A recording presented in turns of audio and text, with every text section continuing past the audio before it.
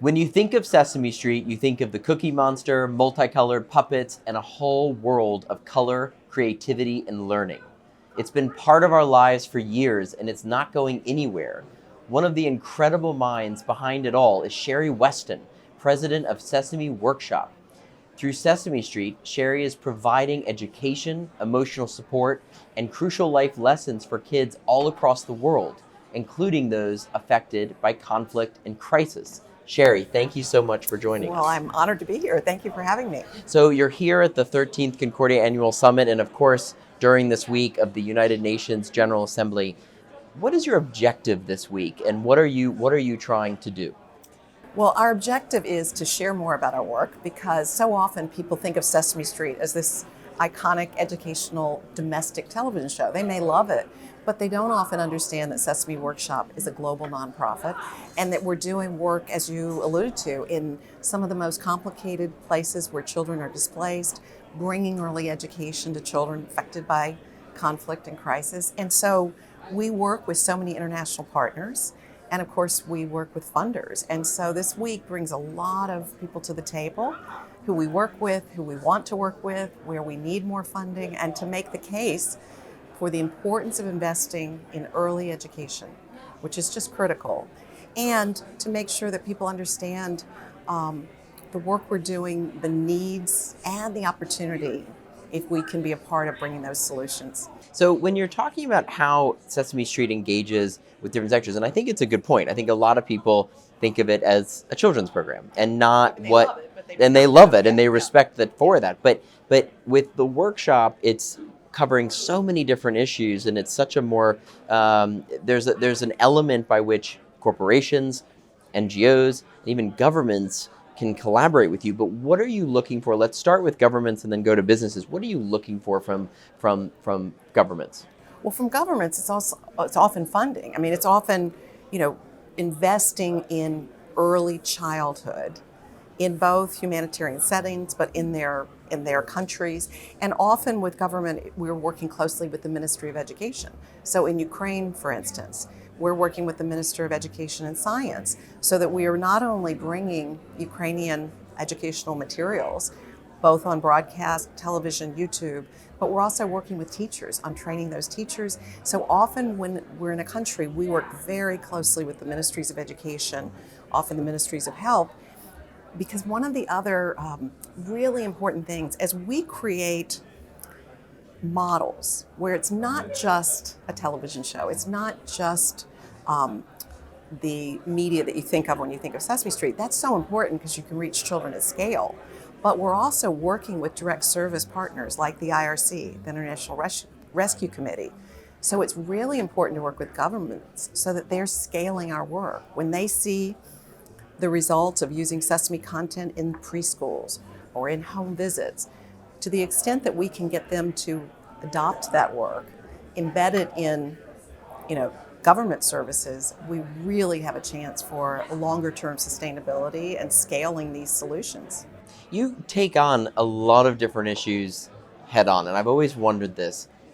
How do you stay out of politics?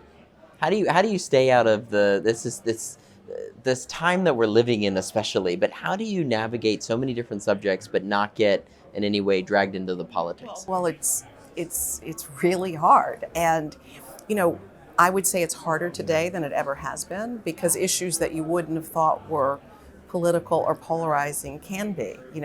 During COVID, we were doing public service announcements with Elmo wearing masks. We wanted to make it, sort of less daunting for children. We had Big Bird vaccinated when it was, approved for children to have vaccinations. We would never have thought of that as political. That was, working with the American Academy of Pediatrics, working as always with health advisors and others. But believe me, there were those that thought that was political. So today it's really hard to avoid the fact that these issues are polarizing. We just have to stay true to course on what is best for a 3-year-old. We will always be nonpartisan. We'll work with people both sides of the aisle. We're not going to take on political issues deliberately or be involved in campaigns. But I will say that it is harder to navigate because of um, the increasing polarization in our country. So, how do you pick the different issues that you cover? You've done a great deal on the global refugee crisis. You talked a bit about the work you've done on health and vaccines and addressing pandemics. How do you pick your issues?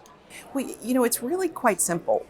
We're always in tune to what are the most pressing issues affecting young children.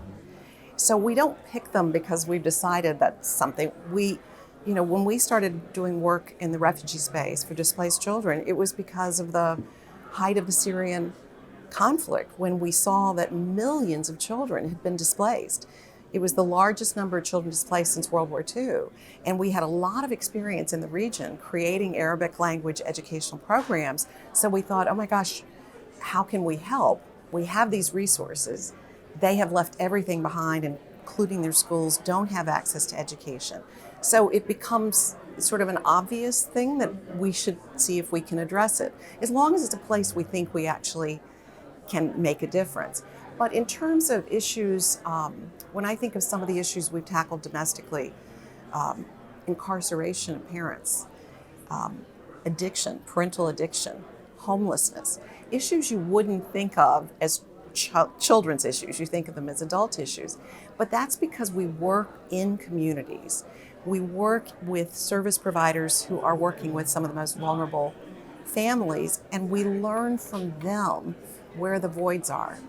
With the parental addiction, there was a crisis in terms of the opioid crisis, and we were hearing from social service organizations, from service providers in the field, that they had no resources to help young children understand what a family is going through.